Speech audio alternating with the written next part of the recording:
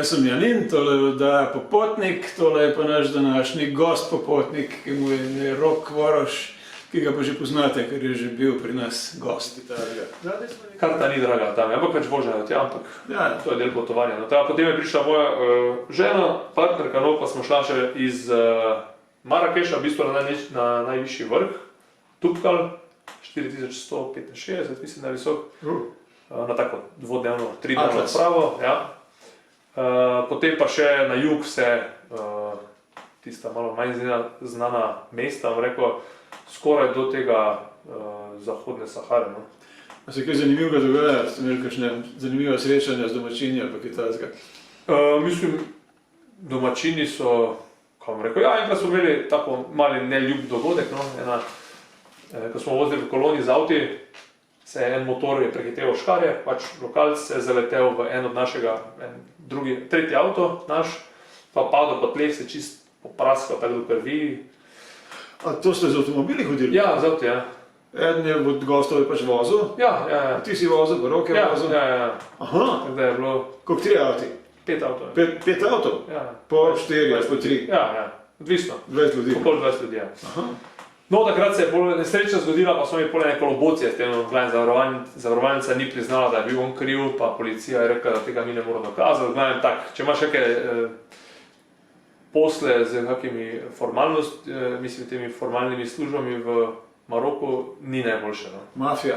Mafija, da tam jaz sem še pol večkrat tam, no, ker sem vodil tudi tja, pa smo tudi šli iskat recimo te zapore, ki jih je v bistvu kralj pač ustanovil, nekih, ne bom rekel, niso bili uradni zapori, ampak so bili pač zapori za neke te politične, bom rekel, ne skrajneže, ampak za tiste, ko politično niso bili po godu kralju, ne, ker kralj ima absolutno oblast v Maroku.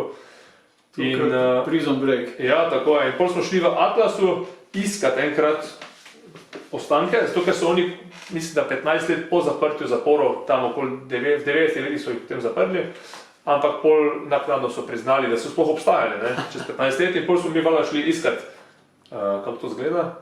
In smo prišli na bistvu te temelje oziroma pač ruševine teh zaporov, celic valjda ni bilo več, in so se skupino, otroci, mame, ate, ki je bila družinska tura, smo se sprehodili v temi, je bilo to že, ker je bila pač takrat tema, proti tistemu središču, da bi našli neke celice, in kmalu za nami prikorakal vojak z veliko puško in takoj ven, pač stran, ne. Policija nas je popisala, nas, šoferja, vse, in je bilo kar tako, da smo hodili neko tajno skrivnost izdatne, ampak pač se je samo zanimalo. Ne. Če kakšno orožje pa imajo Maročani, ameriško ali rusko? Ja, to pa ne vem. Ne vem, 16-15, ne? Ja, mogoče, zdaj se ne spomnim, kaj je bilo, mogoče da je bil črna, recimo, da je bil Kalašnikov, ne? Ampak Kalašnikov, ja. Ampak je bila velika puška, no, tako da smo se kar malo strašili takrat, kaj točno počnemo, ampak mi smo bolj avanturističnega duha, ne, pač tudi jaz osebno, pa tudi ljudi, če jih navdahnem, tako da smo imeli tako eno izkušnje večno v Maroku.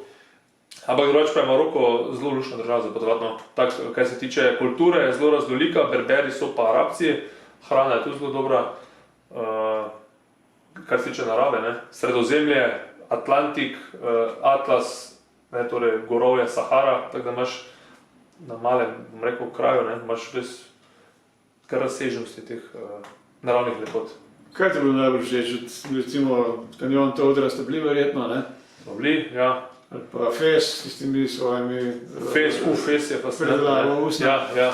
To je vedno zanimivo, ja. Mi gremo vedno torej v to tovarno, pa se spustimo torej iz balkona gledaš dol, ampak zdaj, če greš tja do lokalcev, pa jim nekaj plačaš, te spustijo na te bazene, ne. Tako da greš v bistvu med bazeni, potem, kjer se to usnje potem namaka. Tam je taki veliki mlin, v bistvu kamor najprej dajo usnje, da odpade koža v tisti prvi fazi, potem namakajo noter v raznih barvah, tako da tam so take zelo specifične vonjave. Ampak je samo po sebi kar doživetje. Ja, ta Fes je izjemno, res je tako staro mesto, več kot 1000 let. Ja, mene malo šokira, ker to imajo krasna krzna, odavljamo, ampak tisto dlako vso stran zmečejo. namakajo nekem, kaj s tem čem, neka kemikalija, zaradi katere dlaka odpade. Ja, mislim, da so neka mešanica golobih iztrebkov. No? A še to? Ja, da je pač neka kislina, da potem... Pa so lahko eksotične vonjave. Ja, so zelo specifične. Drugače pa tam v Maroku, ta kif je tu zelo poseben, no? Torej to severno gorovje, kjer pridelujejo pač hašiš, no? Več ali manj. Sicer za probat je, ne? Zadeva. A si potem šel delati ta izpit na gospodarsko spolnico? Ja, po prvi hospitaciji sem šel na gostinsko zbornico. Gostinsko zbornico. Jaz sem že dobil službo, ampak sem vseeno delal ta izpit. To ste delali na Gorenskem? Za čuda je bila tisto prvo leto je bila Štajerska. Tako da je bilo treba narediti vse na novo dejansko. To je bilo 2016 ali čekaj se malo, dvojčka sem se rodil 2016, ja, to je bilo 2015-2016 je bilo. Jaz sem v bistvu naredil teorijo tam februarja, nekaj 2016, začetku maja sem pa delal ta izpit praktičen in smo mi takrat bili tudi dva šapa vodnika, slaba vodnica, smo mogli v bistvu kar 5-6 krat iti na turo, oziroma traso, ne, ki je bila po Štajerskem, ki je bila res nepoznana. Ne. Nisi mogel nič od prejšnjih generacij pobrati, ker je bilo vse na novo. Potem so pa malo spet odpovedali, mislim, da ne vem, če je bila 2 ali 3 leta. Ja, jaz sem delal po Gorenskem, pa vsi, ki jih poznam, so tudi na Gorenskem delali. Se pravi, ja, očitno sem jaz po tistem delal izpit. V mojih študentskih cajtih še ni bilo treba delati izpita. Ja, takrat je bilo kar, ne. Bila je pa trasa v bistvu na Vranskem, ne, na tem Lukovici se začela, pa pol do Vranskega po stari cesti, pa pol naprej tam do Celja po stari vse, pa do Konic, pa Žička Kartuzija, pa nazaj do Celja, pa po Celju še, no tako je pol do konec, tako 12 odsekov. No, če bo kdo od vas šel delati izpit za vodnika, potem se pripravite na Gorensko, ker mislim, da še vedno po Gorenskem. Se pravi, od Medvod in Škofje Loke do Bleda, pa potem Adergaslo, veš kaj je Adergas, noben ne ve. Tudi ne znate Ljubljane.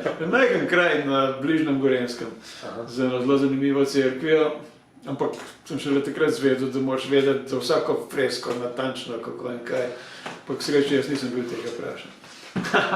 Super, ja. Ja, odvisno, kaj dobiš na tem. Ja, ne, takrat nekaj časa so rekli, da pejte raje delati izpit za spremljevalca, ker je cenejši, pa bistveno bolj enostaven, pa ravno tako te imaš pravico potem voditi. Ja, ampak vse ne boš, če si vodi. Ne, mislim, tako za splošno izobrazbo je ta izpit, ko delaš za vodnika, je res zahteven, teorija. Kaj da bi cel faks naredil. To je ta zgodovina, mislim, take podrobnosti moraš znati, oziroma pač pričakujejo, da znaš. Recimo tako nas je spraševal, je bil že bolj izkušen vodnik, 30, 40 let, človek obvlada vse v nulo in te sprašuje take, kdo je bil glavni zarotnik, oziroma kako so usmrtili Julija Cezarja, ja, sta bila dva zarotnika, Brut in Kasi, ja, ampak kdo pa je bil prvi? Kdo je bil prvi? Je bil pa senator Kaska. Aha, prvi od teh 21-22 zarotnikov. Moraš še to vedeti, koliko imaš število čevljev. To je res zelo zanimivo, ja, skorda, ne. Mislim, vsej tako z vodniškega vidika, pa za ljudi je to zelo zanimivo, ne. Ampak ti kot nek vodnik, ko priješ tam, ne vem, mlad, neizkušen, da bi ti to vse obvladal, je to zelo, misija nemogoče, tako da pač osnove moraš poznati, ne. Potem pa tako odvisno, kaj vodiš, na kateri kraj po svetu te vodi pod. Fotografijo Celjski, pa impresionisti. Ja, absolutno. Vse do samosvojitve Slovenije. Nič, zaenkrat hvala lepa za tvoj obisk. V prihodnje, če boš šla pogledat, čak tukaj okrog Tanzanije imaš še nekaj, pa tlele v Indijskem oceanu, to bo pa prihodnjič. Ok, lepo sem in hvala za obisk. Hvala za povabilo.